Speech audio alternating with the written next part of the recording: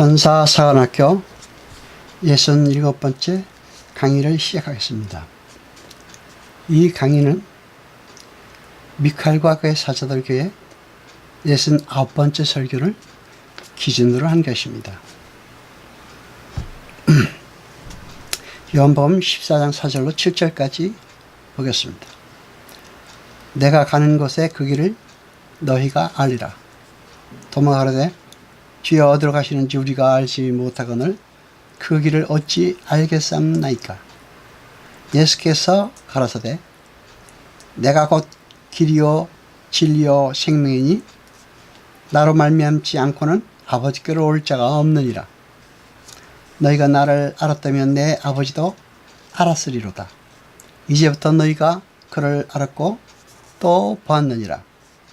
아멘. 오늘 본문이 바로 그 예수라는 길에 대해서 기술하고 있습니다. 너무 잘 알려진 말씀입니다. 내가 곧 길이요 진리요 생명이니 나로 말미암지 않고는 아버지께로 올 자가 없느니라. 아멘. 기독교는 이렇게 단 한 길만을 말합니다.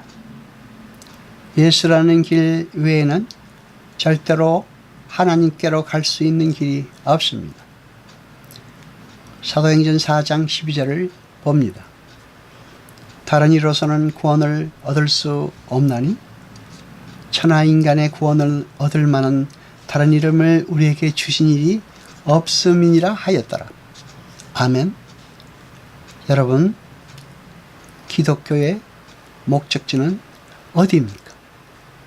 그것은 하나님과의 화해, 즉 하나님께로 돌아가는 것입니다.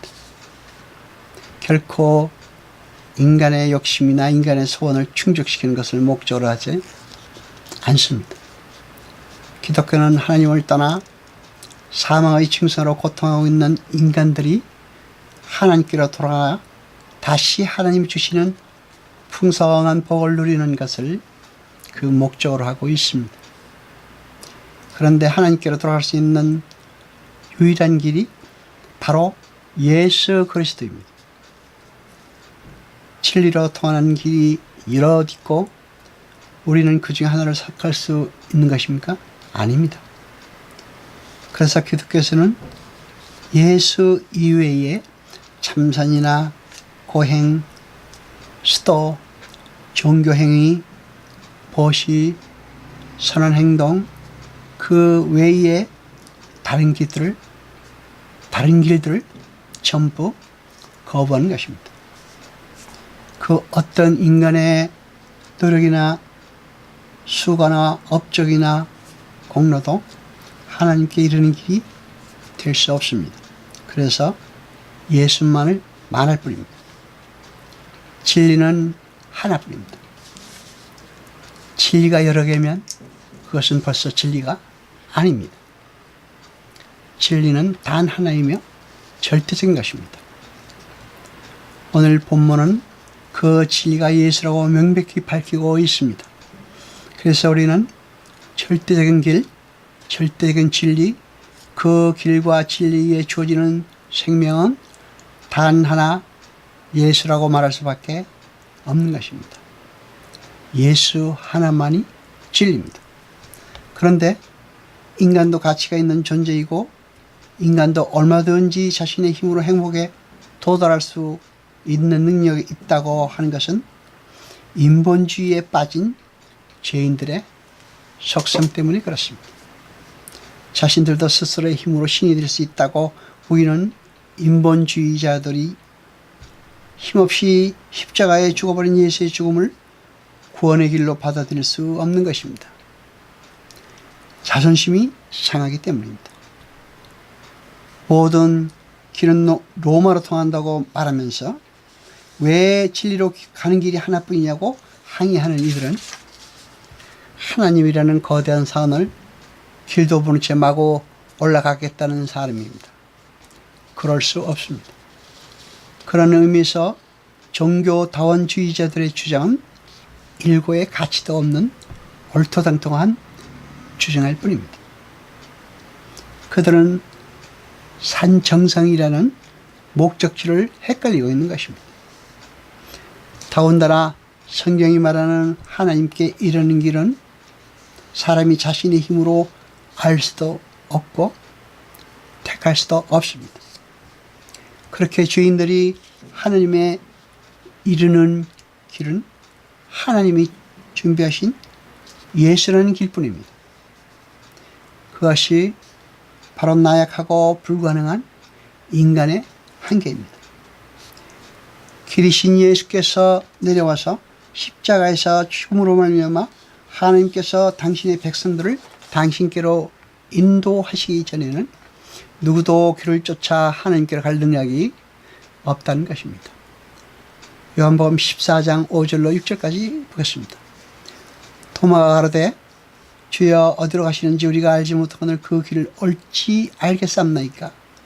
그렇게 말했습니다. 예수께서 가라사대 내가 곧 진리요 생명이니 나로 말미암지 않고는 아버지께로 올 자가 없느니라고 말씀하셨습니다.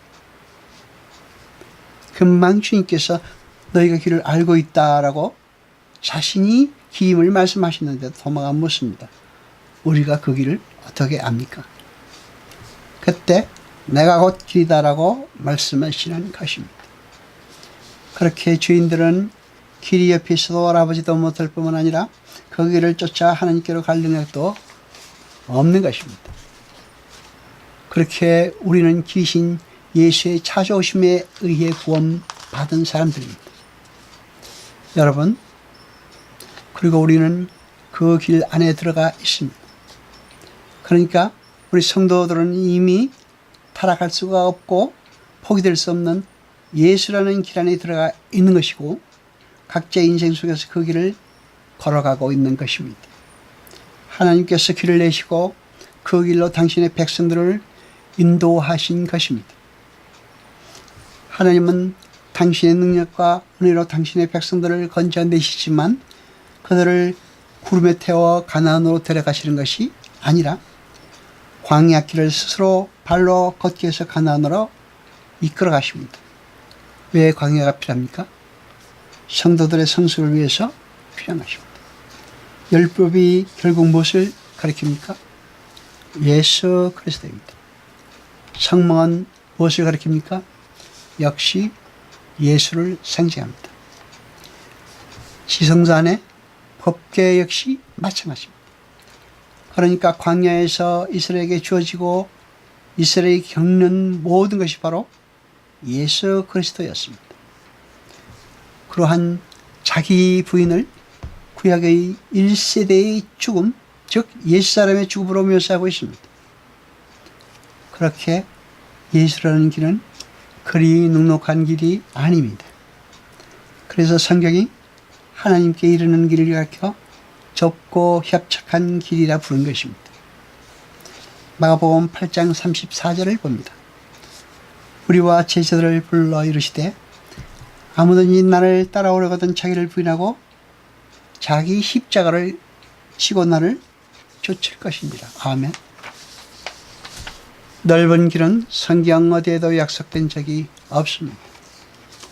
인간은 예수라는 길을 통하여 하나님께로 돌아가 하나님이 주시는 충만한 생명력, 즉 하늘의 복을 받을 때만 진정한 구원이 되는 그런 존재입니다. 그때 비로소 행복과 만족을 느낄 수 있는 그런 존재입니다. 성도의 성공은 하나님이 함께 하셔서 하나님께로 인도해 가시는 모든 사건과 정황과 인생을 다 포함하는 것입니다. 따라서 여러분이 하나님의 백성이 되었다는 것이 확인되었다면 여러분의 모든 삶은 다 성공적인 삶인 것입니다. 왜냐하면 성도의 삶에는 늘 하나님이 함께 하시기 때문입니다. 따라서 하나님이 함께 하시는 삶 속에서 나타나는 실패와 낙담과 질병 등 모든 것이 다 성공의 삶이 되는 것입니다. 하나님께서 함께 하시는 삶인 것입니다. 여호와 아버지 하나님 거룩하시며 세세토록 영광과 찬송 받으소서. 말씀을 들을 때 깨닫게 하시고 우리로 진리를 알게 하소서. 이 모든 것 감사드리며 우리 주 예수 그리스도 이름으로 기도드리옵나이다. 아멘.